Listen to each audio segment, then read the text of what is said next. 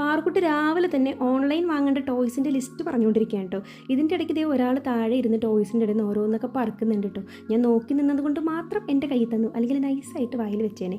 ഇതിൻ്റെ സ്ഥിരം പരിപാടിയാണ്. ഇപ്പോൾ എന്തെങ്കിലുമൊക്കെ പെറുക്കി വായിൽ വെക്കാൻ നമ്മൾ എപ്പോഴും അവൻ്റെ കൂടെ വേണം.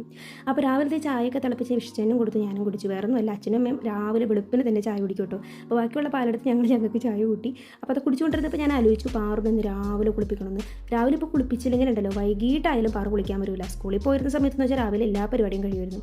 അങ്ങനെ പാറുക്കുട്ടിനെ കുളിപ്പിച്ചപ്പോൾ പാറുക്കുട്ടിക്ക് അമ്മക്കെട്ട് കെട്ടണം, തോർത്ത് വെച്ചിട്ട് അമ്മയോ അമ്മയൊക്കെ കെട്ടുന്ന പോലെ അങ്ങനെയൊക്കെ കെട്ടി കുറേ നേരം നടന്നു കേട്ടോ. അപ്പോൾ അതൊക്കെ കഴിഞ്ഞപ്പോഴത്തേക്കും അമ്മ പുറത്തിറങ്ങി ചീര പറിക്കാൻ ഉച്ചയ്ക്ക് തോരൻ വെക്കാനായിട്ട്. അപ്പോൾ പാറുക്കുട്ടിയും അമ്മേനെ കമ്പനി കൊടുക്കാനായിട്ട് ഇറങ്ങിയിട്ടുണ്ട്. ആ സമയത്ത് ഞാൻ ആര്യൻകുട്ടിന് ഫുഡൊക്കെ കൊടുത്തു.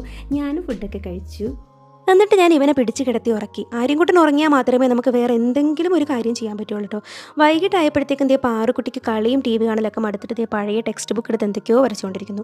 അപ്പോഴാണ് അമ്മ പറഞ്ഞത്, എന്നാൽ പിന്നെ നമുക്കൊന്ന് അമ്പലത്തിൽ പോയിട്ട് വരാം, ഇവിടെ ശങ്കരനാരായണ ക്ഷേത്രമുണ്ട്, കുറേ ദിവസമായാലും അവിടെ പോയിട്ടുണ്ട്.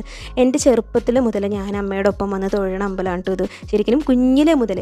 അതുകൊണ്ട് തന്നെ എന്തോ ഭയങ്കര ഒരു അറ്റാച്ച്മെൻറ്റാണ്. ഞാനിപ്പോഴും വീട്ടിൽ നിൽക്കാൻ വരുമ്പോൾ ഒരു പ്രാവശ്യമെങ്കിലും അമ്പലത്തിൽ വന്ന് തൊഴാറുണ്ട് തിരിച്ച് പോകുന്നതിന് മുന്നേ. ഇവിടെ വരുമ്പോൾ എനിക്ക് ഭയങ്കര ഒരു സമാധാനമാണ്. പിന്നെ നമ്മളറിയാവുന്നവരാണ് എല്ലാവരും, ഭയങ്കര ഒരു അറ്റാച്ച്മെൻറ്റാണ് കേട്ടോ. അപ്പോൾ ഇവിടെ അമ്പലക്കുളം ഉണ്ട്. അമ്പലക്കുളത്തിൽ കറുപ്പും വെളുപ്പും മീനൊക്കെ ഉണ്ട് കേട്ടോ. അപ്പോൾ ആര്യൻകുട്ടൻ ആ മീനെ കാണാൻ ഭയങ്കര ഇഷ്ടമാണ്. അങ്ങനെ കുറേ സമയം മീനൊക്കെ കണ്ടിട്ട് ഞങ്ങൾ വീട്ടിലേക്ക് പോയി.